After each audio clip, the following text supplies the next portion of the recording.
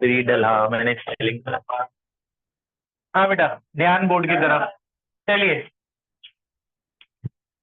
Chapter 7 alcohol phenol ether, physical properties of ether. ध्यान सुनना, last topic है, इसके बाद फिर हम सीधे क्वेश्चन आंसर करेंगे। फिजिकल प्रॉपर्टी में पहला टॉपिक है बॉइलिंग पॉइंट, जो आपने पढ़ा है, ध्यान से सुनना। ईथर्स के अंदर, ईथर्स आपको पता है, R O R ether, they आपको पता है oxygen is an electronegative element. ये इलेक्ट्रॉन को खींचता है, इस पे पार्शियल नेगेटिव और कार्बन पे पार्शियल पॉजिटिव, तो they have a dipole movement, they have a net weak dipole movement.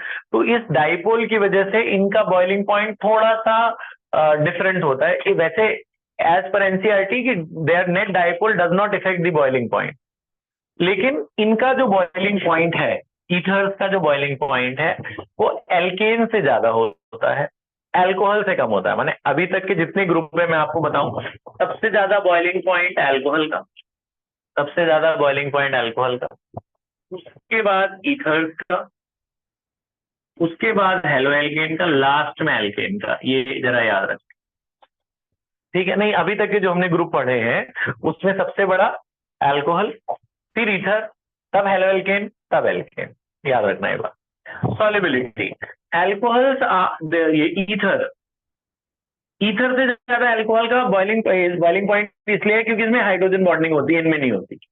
ये याद रखना, इन दोनों में डिफरेंस का रीजन यही है। और इसका बहुत ज्यादा होता है, इसका बहुत कम होता है। They have a weak dipole moment इधर, दे हैव, और अल्कोहल में they have a hydrogen bonding. अच्छा, सोल्युबिलिटी में ether are soluble in water because ether can form hydrogen bond with water molecule. Water के साथ वो हाइड्रोजन बॉन्डिंग बना लेते हैं, इंटरमॉलिक्यूलर हाइड्रोजन बॉन्डिंग, इसलिए ये पानी में घुल जाते हैं। But only lower ethers are completely miscible. As the carbon chain increases, hydrophobic nature increases, solubility decrease. जैसे कार्बन चेन बढ़ाओगे, ऑयलिक नेचर बढ़ता है, ऑयल है, तो फिर ये पानी में घुलना कम हो जाते हैं। लोअर वाले घुल जाते हैं because they can form hydrogen bond with water molecule. तो ये इनका प्लस पॉइंट है कि हाइड्रोजन बॉन्ड बना पाते हैं, याद रखना ये बात, ठीक? फिजिकल प्रॉपर्टी में सिर्फ दो बातें हैं। केमिकल में आ जाते हैं, इसकी पहली केमिकल प्रॉपर्टी सबसे ज्यादा अच्छी है, इंपॉर्टेंट है। फर्स्ट, इसके मैं आपको 3-4 एग्जांपल दूंगा, ध्यान से सुनना। रिएक्शन विद एचएक्स, मैं आपको 3 एग्जांपल देता हूं। When we have this carbon, दोनों प्राइमरी है, दोनों प्राइमरी है, ध्यान से सुनना। This is ether, R O R ether है। ईथर में अगर हम एच एक्स, जैसे H I, H C L, H B R, H X चाहिए हो ना, हाइड्रोजन हैलाइड मिलाएं, तो क्या होगा? तो मैं आपको 3 एग्जांपल देता हूं। एक, दोनों प्राइमरी प्राइमरी, एक प्राइमरी और सेकेंडरी या टर्शरी वाला। ये प्राइमरी है, और ये कौन है? सेकेंडरी टर्शरी, जो भी टर्शरी मान लो, ये टर्शरी है। इसमें एच आई मिलाएं, क्या होगा? और एक तीसरा एग्जाम्पल, एरोमेटिक, ये एनिजोल है, इसमें एच आई मिलाएं, क्या होगा? ध्यान से सुनना, ये एक्चुअल में ऐसे ही होता है, आधी रिएक्शन देते बोलते आधी पूरी करो। तो बेसिक रिएक्शन इसकी ये है बेटा, कि जब आपके पास ईथर है, आर ओ आर, उसमें आप एच एक्स मिलाते हो, ये बेसिक रिएक्शन है। जब आप आर ओ आर में एच एक्स मिलाते हो, हाइड्रोजन आयोडाइड या हाइड्रोजन, कोई भी हाइड्रोजन हैलाइड मिलाते हो, एच एक्स, तो क्या होता है, ध्यान से देखना। तो इन दोनों में से एक बॉन्ड टूट जाता है, जो वीक होगा वो टूट जाएगा, ये बॉन्ड टूट जाएगा मान लो। तो इस आर ओ के साथ ये एच एक्स भी अलग अलग होंगे, एसिड है, इसमें से एच निकलेगा। एक ओ के साथ एच लग जाता है क्योंकि इसमें माइनस है, उस पर प्लस है। और जो दूसरा वाला है कंपाउंड, जो एक्स बचा, वो आर के साथ लग जाता है। आए समझ में क्या हुआ? यहां से टूटा, आर ओ के साथ क्या लग गया? एच, और आर के साथ क्या लग गया? एक्स। तो एक आर के साथ एक्स लग जाएगा और जो दूसरा वाला है उसके साथ एच लग जाएगा, ये बेसिक है। तो यहाँ पे आपने, यहाँ भी वही आर ओ आर है, एक चाहे ये बॉन्ड तोड़ना चाहे ये तोड़ना, बड़ा सोच समझ के तोड़ना। इनमें क्या है, जैसे ये दोनों प्राइमरी है, दोनों एलिफैटिक है सीधे सीधे, तो आप अब से आदत डालो, वो बॉन्ड तोड़ना है जो वीक है। अब जब दोनों तरफ कार्बन चेन है, तो आपने देखना है कौन सी कार्बन चेन छोटी है, वो जल्दी टूटेगी। कौन सा साइड टूटेगा? ये की, यहां से तोड़ देना, ये तोड़ देना, इस CH3 के साथ आई लगा देना, और ये जो बचा है इस O के साथ क्या लगा देना, H। तो CH, ये CH3 है, CH3 CH2OH, CH3 CH2OH। आए समझ में क्या बना, एक अल्कोहल बनता है, एक एल्काइल हैलाइड बनता है। ठीक है, अब क्या कर, तो अगर दोनों तरफ प्राइमरी है तो कौन सा वीक होगा वो तोड़ देगा। अगर एक प्राइमरी है और एक सेकेंडरी या टर्शरी है तो टर्शरी इज वीकर है, बेशक उसके पास ज्यादा कार्बन है, देखो उस पर ज्यादा कार्बन है, इस पे कम है। अगर दोनों प्राइमरी होते तो ये टूटता कम वाला, लेकिन एक टर्शरी है एक प्राइमरी है, तो वीक ज्यादा, जिसमें ज्यादा रिपल्शन होगी वो टूटेगा। किसमें रिपल्शन ज्यादा होती है, इसमें। तो यहां से तोड़ देना है इसको, तो यहां से ब्रेक हो जाएगा। ये तुम्हें दिखाने के लिए, तुम्हें बनाने की जरूरत नहीं, तो ये टूटेगा। इस O के साथ क्या लग जाएगा, H, CH3 CH2OH, CH3 CH2OH, और इस वाले के साथ क्या लग जाएगा, I। तो यहाँ पे I लगा देंगे, तो क्या होगा बोलो, ये CCC जो है ऐसे रहेगा, CCC, ये CH3, ये CH3, और इसके साथ क्या लग गया, I। ये बात समझ में आई, ठीक है। तो एक के साथ H, एक के साथ I, ठीक है। नेक्स्ट, मैंने आपको इसमें बताया ही है, दिस इज एनिजोल। एरोमेटिक जब आ जाए, वही बात है, कौन सा टूटेगा बॉन्ड, बताओ कौन सा टूटेगा, ये की है OCH3 वाला टूटेगा, क्योंकि बेंजीन में कभी इसमें रेजोनेंस स्ट्रक्चर आ जाता है तो यहाँ पार्शियल डबल बॉन्ड कैरेक्टर आता है, ये कोई टूटेगा नहीं, ये टूटेगा। तो इस CH3 के साथ आपका I लग जाएगा और इस बेंजीन वाले के साथ H लग जाएगा, तो ये फिनॉल बन गया ना। O के साथ क्या आ गया, H, तो ये फिनॉल है। तो अगर फिनॉल की प्रिपरेशन आए तो ऐसे भी कर सकते, एनिजोल से फिनॉल, एक कन्वर्जन है, how to convert anisole to phenol.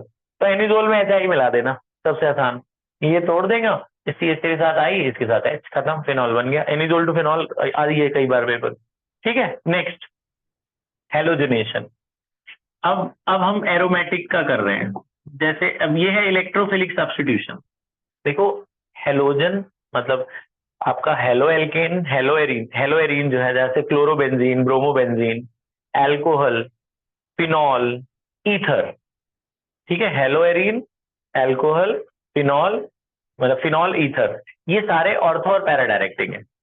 माने इसमें जब आप ब्रोमिनेशन करोगे या हेलोजनेशन करोगे, Br2 मिलाना इथेनोइक एसिड के साथ, इनके ना रिएजेंट याद रख लेना। आपको याद होगा जब जब बेंजीन में ब्रोमिनेशन करते थे तो FeBr3 के साथ करते थे, बेंजीन में करते हैं, है ना। और एल्कोहल में, फिनॉल में जब आपको बताया था ब्रोमिनेशन तो CH2 के साथ बताया था, इनके रिएजेंट याद है। इसमें भी Br2 मिलाते हैं, वहां भी Br2। जब खाली बेंजीन में करना है FeBr3। ये आपको मेन मेन बातें बता रहा हूं मैं, याद रखना। अगर सिर्फ बेंजीन में ब्रोमिनेशन करना है तो आप किसके साथ करते हो रिएजेंट, FeBr3, ब्रोमीन लगेगा। फिनॉल में ब्रोमिनेशन करते थे, Br2 लगाते थे, तो किसके साथ लगाते थे, CH2 या ब्रोमीन वाटर। CH2 लगाओगे तो ऑर्थो और पैरा पे लगेगा, ब्रोमीन वाटर लगाते 2 4 6 3 जगह लगता था। और अगर आप ईथर में भी ब्रोमीन मिला रहे हैं तो किसके साथ मिलाएंगे, इथेनोइक एसिड, लगेगा वहीं, कहाँ, ऑर्थो और पैरा पे। तो जो Br है आपका, ये OCH3 है, Br कहाँ लगेगा, या तो ऑर्थो पे लगेगा और या आपका Br कहाँ लगेगा, पैरा पे, है ना। Same for Friedel craft alkylation and acylation. Alkylation आपको याद होगा, फ्रीडल क्राफ्ट, जब हमारे पास ये है एनिजोल, ये क्या है, एनिजोल, ऐसे इनके नाम, इसका नाम क्या हुआ, 1 2 2 bromo anisole, 1 2 3 3 bromo anisole, 4 bromo anisole, है ना। 2 ब्रोमो एनिजोल, 4 ब्रोमो एनिजोल, लिख लेना नाम उनका। अगला एनिजोल है, एनिजोल में एल्काइलेशन करना है, एल्काइलेशन का रिएजेंट याद है, CH3Cl in presence of anhydrous, लिख लेना है यहाँ, ड्राई ड्राई LCl3। तो ये CH3 लगता था ना, या तो ऑर्थो पे नहीं तो पैरा पे, Cl बाहर हो जाता ना यहाँ से, तो ये CH3 लगेगा या तो ऑर्थो पे, तो ये आपका OCH3 है, ये CH3 या ऑर्थो पे लगेगा, या तो CH3 आपका कहाँ लगेगा, पैरा पे, CH3, Br लगा दिया मैंने। तो ये जरा बेंजीन ढंग से बना लेना आप लोग। तो ये आपका आ गया OCH3 है, या तो ये आपका CH3 पैरा पे लगेगा, बना लेंगे। इसका नाम क्या होगा, 2 मिथाइल एनोजोल, दिस इज मिथाइल, और ये 4 मिथाइल एनोजोल, है ना। Next, acylation. जब एल्काइल ग्रुप ऐड करते हैं तो एल्काइलेशन, एसाइल ग्रुप का मतलब क्या होता था, CH3COCl, KlCl3 के साथ एसाइल ग्रुप यानी एसाइल क्लोराइड। इसमें भाई Cl हट जाता है ना, ये COCH3 लगता है या ऑर्थो पे या पैरा पे, इसमें भी Cl हटता है। Cl कहाँ जाता है, यहाँ से जो H निकलेगा HCl बना के बाहर, हर कार्बन पे H होता है ना बेंजीन के, ये H रिलीज करेगा और ये Cl, HCl बाहर, ये COCH3 या ऑर्थो पे या पैरा पे। तो आपका ये OCH3 तो ऐसे रहेगा, COCH3 या तो ऑर्थो पे लगेगा, नहीं तो COCH3 पैरा पे लगेगा, या ऑर्थो या पैरा। ठीक है, इसका नाम, दिस इज कीटोन, ये एसिटोफिनोन है। अब ये बड़ा है, ये 1 है, अभी तक उसको 1 दे रहे थे, अब ये 1, 1 2 3 4, 4 मिथॉक्सी, क्या नाम है, 4 मिथॉक्सी एसिटोफिनोन। बेंजीन पे COCH3 को एसिटोफिनोन कहते हैं। ये कीटोन बड़ा ग्रुप होता है। अब प्रायोरिटी ऑर्डर 11 में पढ़ा ना हमने, सबसे बड़ा कार्बोक्सिलिक आता था, फिर उसके बाद आपका कीटोन और एल्डिहाइड आते थे, फिर अल्कोहल बाद में आता है, ईथर लास्ट में आता है, ईथर लास्ट में आता है, ईथर है ना वो, कहाँ, हाँ ये वाले में ना, हाँ ये सही बात है, ये COCH3 है ना, मैंने OCH3 लिख दिया, तो ठीक कर ले। ये बात समझ में आ गई? ठीक है, last reaction of the chapter, nitration, last reaction. Nitration, आपको नाइट्रेशन तो बहुत बार कर चुके हो, 11 से अब तक याद ही हो गया होगा। नाइट्रेशन किसके साथ करते हैं, HNO3 in presence of H2SO4, same ortho and para directing, nitro लगता है ना यहाँ से NO2, ये ऑर्थो पे या पैरा पे, तो आप ये लगा देना OCH3, नाइट्रो या तो ऑर्थो पे लगेगा, नहीं तो नाइट्रो पैरा पे लगेगा, कर लोगी, तो नाइट्रो यहाँ पैरा पे लगा देना, देखा था, ठीक है। तो 1 2 2 नाइट्रो एनिजोल, 4 नाइट्रो एनिजोल, नाम लिख लेना। तो ये सारी रिएक्शन है चैप्टर की, ये चैप्टर हमारा थ्योरेटिकली खत्म, इसके क्वेश्चन आंसर करेंगे। ओके, एंड कर दे।